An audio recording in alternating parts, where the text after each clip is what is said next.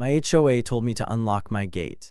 So I bought the only road they use and locked them all out the day the HOA crossed the line starred like any other. With a quiet morning and the sun spilling across my property, glinting off the steel bars of the gate I had built years ago. That gate wasn't just a barrier, it was a statement. A symbol of ownership, of boundaries respected. It marked the line between my life, my family, my peace, and the neighborhood beyond. For years, it had been just that, a gate that kept out solicitors, wandering vehicles, and nosy neighbors who thought property meant opportunity. But apparently, the HOA had other ideas. I first received the letter with my name printed neatly at the top. The kind of official-looking document that makes most people stop in their tracks. This is a formal notice. It began, "You are required to unlock your gate immediately to allow community access." I read it twice, thinking maybe I was misinterpreting the words, that there must have been some clerical error. But no, it was clear. They were demanding, in writing, that I dismantle my privacy, that I surrender control of my property just because they felt inconvenienced. I couldn't believe it. The audacity was breathtaking. The HOA president, a woman with an obsession for rules no one else seemed to follow, had taken it upon herself to police my property, assuming that her title gave her authority over land that didn't belong to her. Over the years, I had followed all community guidelines, paid my dues on time, even attended meetings when I didn't want to, always playing by their rules. Yet here they were, threatening fines, legal action, and towing of vehicles, all because my gate disrupted their convenience. It felt like they were treating the neighborhood like a theme park, where I was supposed to perform on demand, unlock a gate, and bow to their schedule. The more I read the letter, the more my anger grew, not the irrational, blind anger that leads to mistakes, but a calm, simmering frustration that comes from being pushed too far. I walked outside and looked at the gate. It gleamed in the morning light. A sturdy construction built with my own hands and resources. A gate that had kept my family safe for years. I thought about the hours spent planning, the research to ensure it met all legal requirements, the sweat and investment poured into making it both functional and aesthetically fitting for the property. It was mine. And yet, this small group of self-appointed enforcers had convinced themselves they could dictate how I used my own property. That was when I realized this wasn't just about a gate. It was about control, and it was about their need to dominate under the guise of community rules. I could hear the distant hum of cars on the road outside, neighbors going about their day, unaware of the looming battle over my property.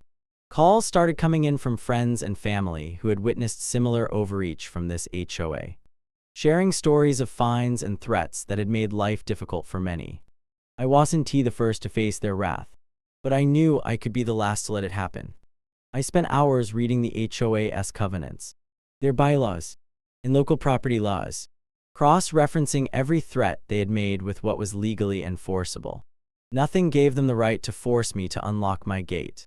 Not a single clause. This was a line crossed, a violation of basic property rights, and a challenge I wasn't going to ignore.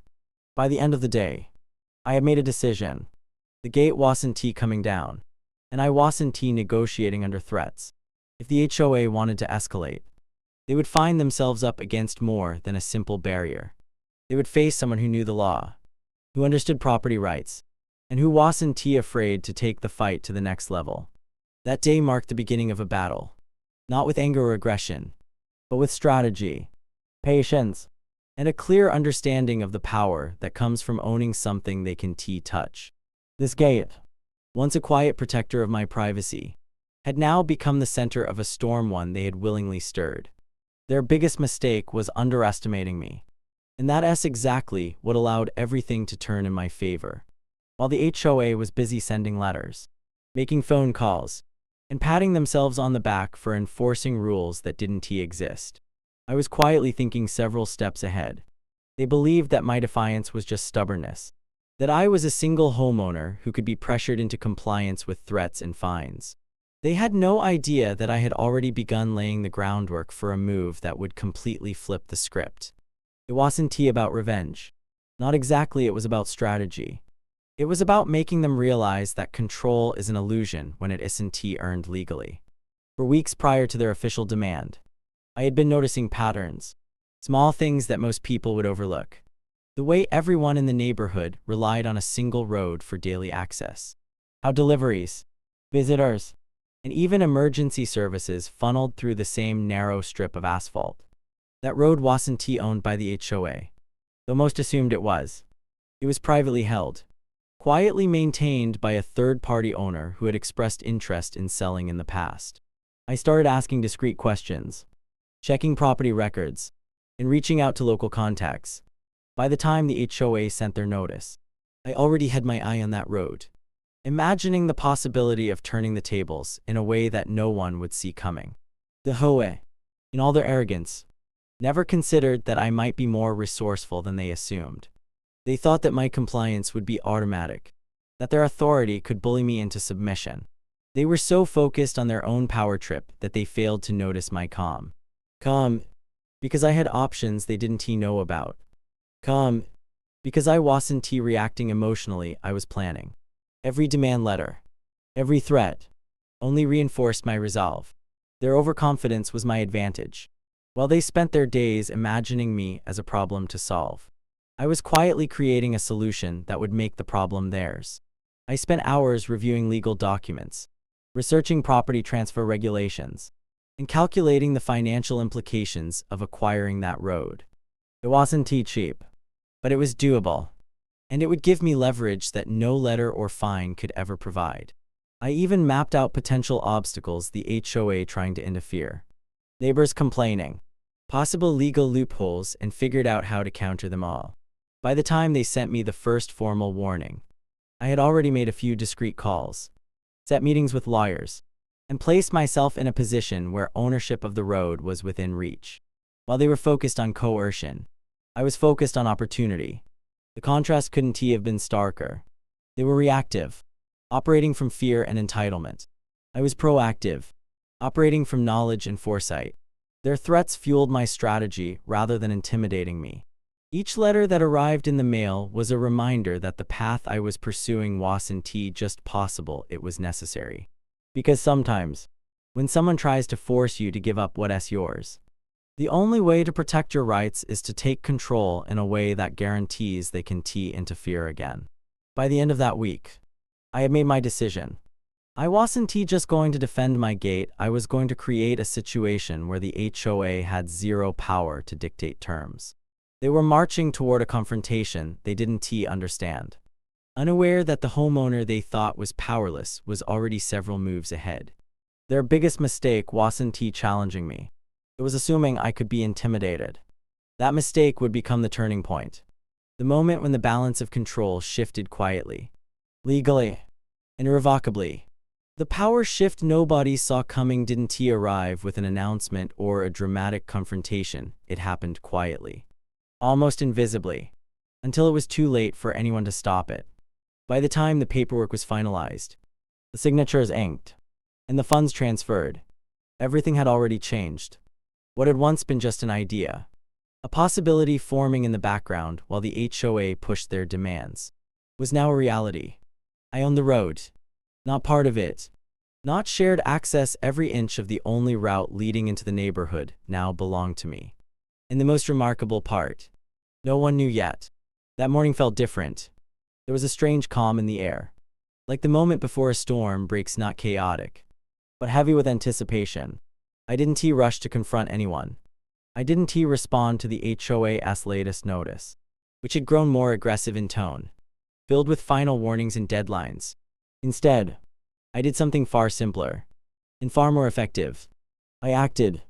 A small crew arrived early, the kind of work that doesn't attract attention at first glance. By midday, a new sign stood firmly at the entrance of the road. Clean, unmistakable, and impossible to ignore. Private road. Authorized access only. At first, people didn't understand. A few cars slowed down, drivers glancing at the sign as if it were temporary, like some sort of maintenance notice. Others drove past without a second thought, assuming nothing had really changed. But then the realization began to spread. Someone tried to question the workers, Another person made a call. Within an hour, confusion had turned into concern.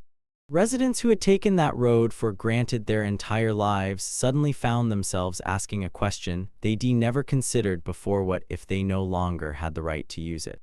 I stayed inside, watching it all unfold from a distance. There was no need for confrontation, no need for arguments or explanations. The truth was already in place, backed by legal ownership and documented authority. The same system the HOA had tried to use against me, the legal framework they thought gave them power, was now the very thing that secured mine. It wasn't loud or aggressive. It didn't need to be. It was absolute. By late afternoon, the shift was undeniable. Word had spread throughout the neighborhood, and the tone had changed completely.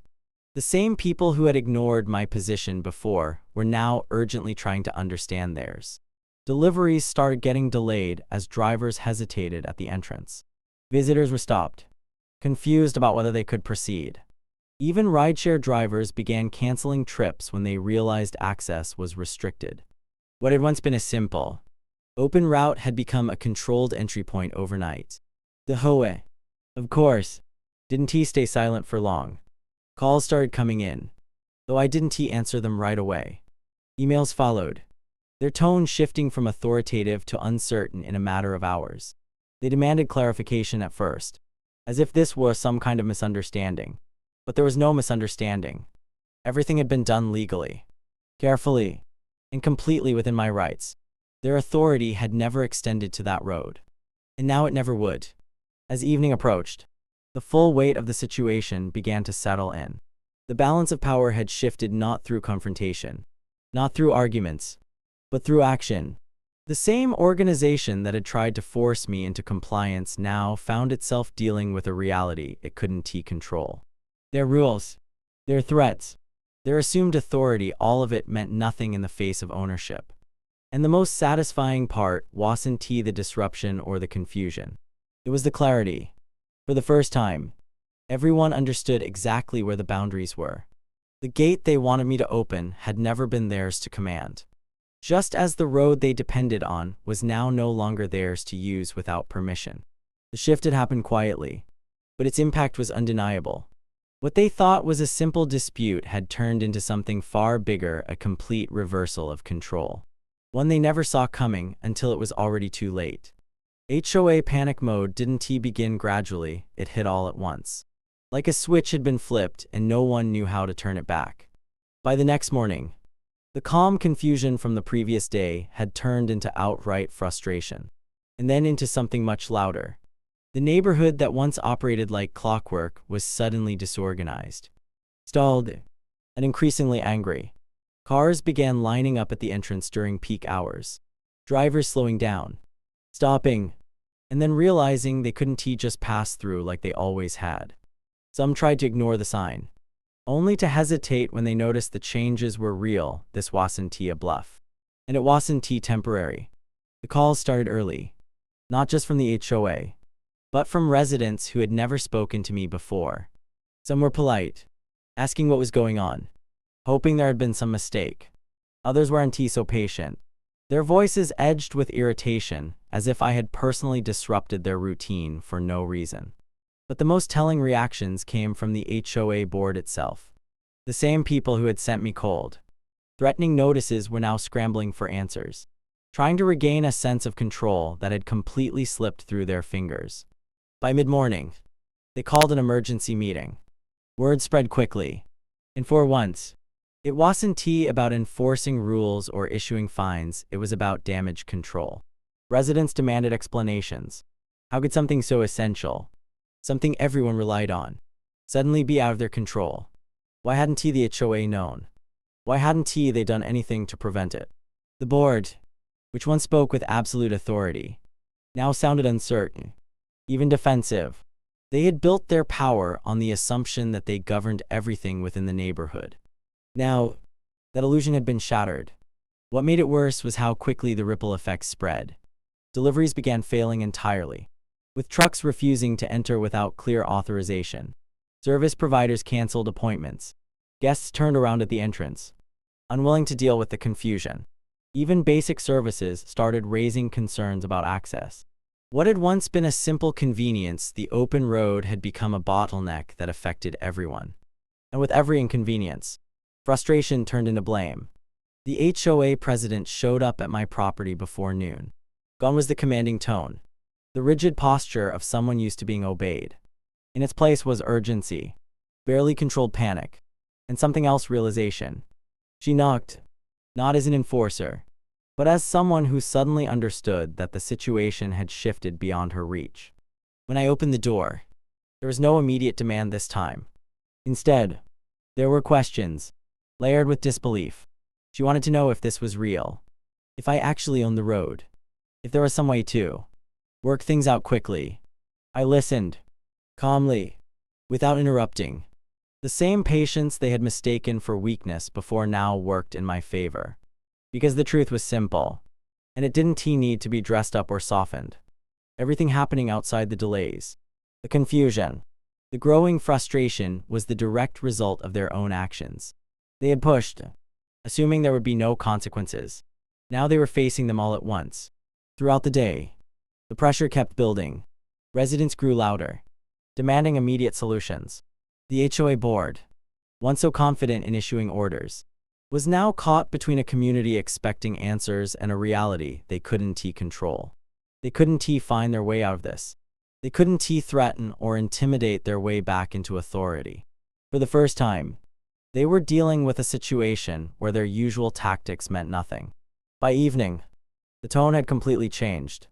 The messages they sent were no longer filled with warnings, they were requests. Even pleas.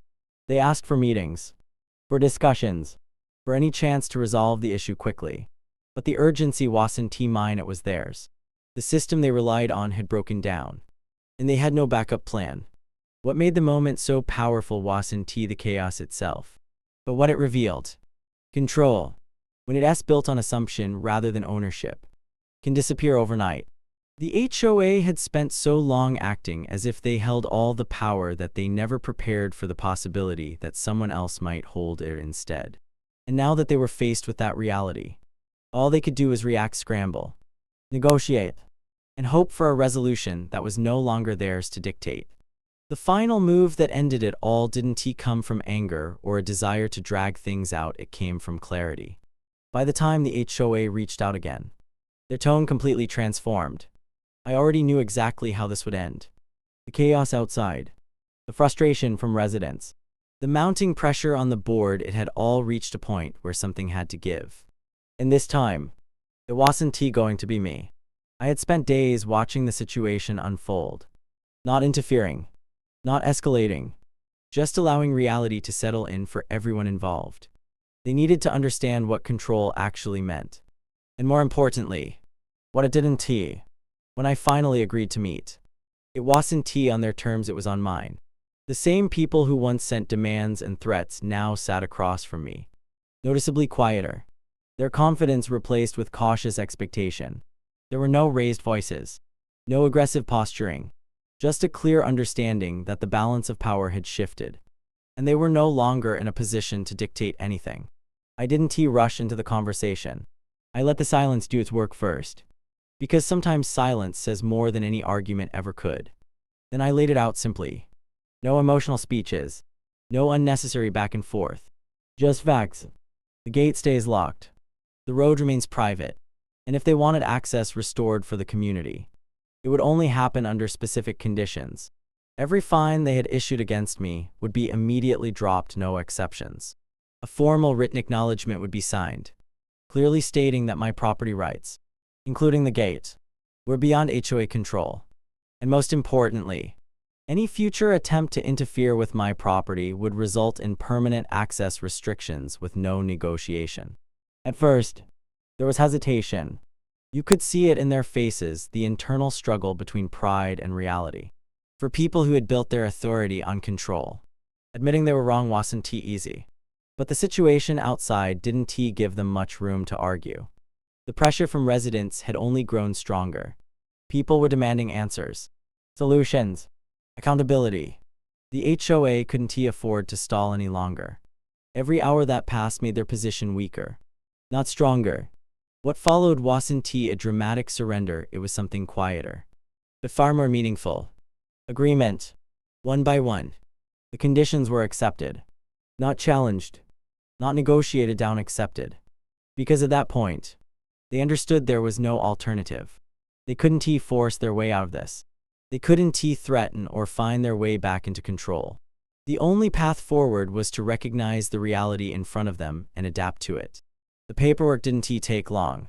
Legal documents were drafted, reviewed, and signed with a level of urgency that had been completely absent when they were the ones making demands. Once everything was finalized, I didn't make a spectacle out of it. I didn't announce a victory or draw attention to the outcome. I simply followed through. Controlled access was granted under the agreed terms, ensuring the neighborhood could function again, but this time with clear boundaries that couldn't be ignored or rewritten. The difference was immediate, not just in access, but in behavior. The HOA, once so quick to assert authority, became noticeably more careful, more measured in how they approached situations. The residents, too, had a new understanding of how things actually worked. Assumptions had been replaced with awareness, and the idea that the HOA controlled everything had been permanently dismantled. The gate remained exactly where it had always been, closed, secure, and entirely under my control. But now, it meant something more. It wasn't just a physical barrier anymore. It was a reminder that ownership matters, that rights aren't optional, and that control without foundation doesn't last. In the end, I didn't just keep my gate closed, I redefined the entire situation. The road they all depended on was still mine. The authority they thought they had was gone. And the lesson they learned: some lines aren't meant to be crossed, especially when the person on the other side knows exactly how to draw them.